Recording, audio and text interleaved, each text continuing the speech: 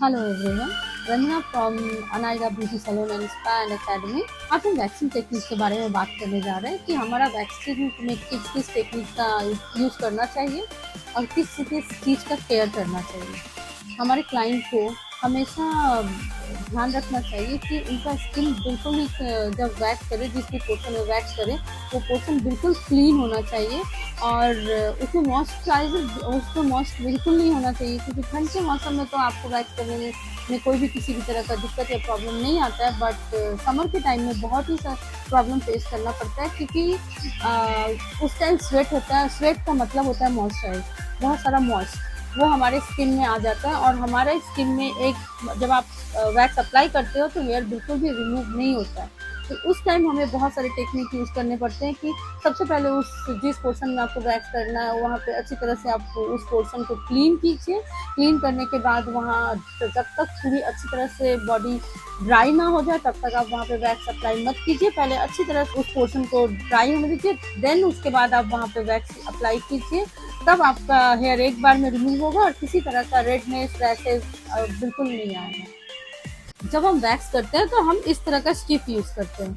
ये स्टिप एक तरफ से बिल्कुल प्लेन होता है, चिकना होता है, और एक तरफ खुरदरा होता है। तो हमें वैक्स करना है किस तरफ से, जिस तरफ खुरदरा होता है।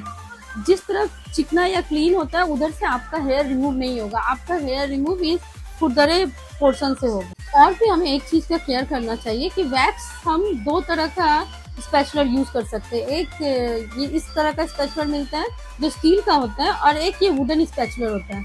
हमें हमेशा कोशिश करना चाहिए कि हम वुडन स्पैचुलर से ही काम करें, क्योंकि स्टील के स्पैचुलर से कभी कभी बर्न होने का डर होता है। वुडन स्पैचुलर्स को यूज करके थ्रो कर सकते हैं, बहुत हाइजेनिक भी होगा। और वुडन स्पैचुलर से क्या होता है, बर्न होने का कोई किसी तरह का कोई डर नहीं होता है, इसलिए आप कोशिश कीजिए कि आप वुडन स्पैचुलर ही यूज करें। जब हम वैक्स करने जाते हैं तो हमारा वैक्स रेडी हुआ कि नहीं हुआ ये हमें मालूम होना चाहिए। बहुत भी ज़्यादा हॉट नहीं करना चाहिए वैक्स को। वैक्स जब आपका तरह का हो जाए तब आप वैक्स कर सको, समझ लेना है कि हमारा वैक्स रेडी है। बहुत ही ज़्यादा गर्म होना नहीं चाहिए वैक्स। और आप बिल्कुल वैक्स करने के टाइम केयरफुल रहिए। सबसे पहले आपको वैक्स उठाना है, इस तरह से उठाकर आप क्या करोगे, एक तरफ तक स्पैचुलर को बिल्कुल अच्छी तरह से क्लीन कर देना है। आपका ये पोर्शन क्लीन रहेगा और इस पोर्शन में वैक्स होगा, क्योंकि अगर इस तरफ वैक्स लगा हुआ रहेगा तो आपका स्किन जलने का बहुत डर होता है। वैक्स करने टाइम आप इस तरह से पाउडर को, जिस पोर्शन में आप वैक्स कर रहे हैं उस पोर्शन को इस तरह से पाउडर को अप्लाई कीजिए। आज हम नॉर्मल वैक्स के बारे में बात कर रहे हैं तो उसी के बारे में ही बात करेंगे, क्योंकि रिका वैक्स बिल्कुल अलग प्रोसेस है। उसमें पाउडर भी यूज नहीं होता है और पानी भी यूज नहीं होता है। तो इसमें क्या करना है, इस तरह से पाउडर अप्लाई करना है। आज आपको ये क्लियर हो गया होगा कि हमें वैक्स किस तरह से करना चाहिए और किस किस बात की सावधानियां बरतनी चाहिए।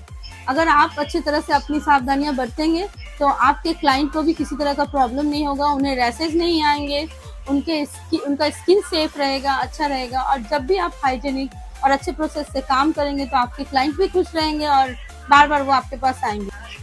आप इस तरह का नॉलेजेबल क्लास अगर करना चाहते हैं तो हमारे एकेडमी में विजिट कीजिए, और हमारा नंबर है 9804432835। इस पे आप कांटेक्ट कर सकते हैं। Thank you everyone.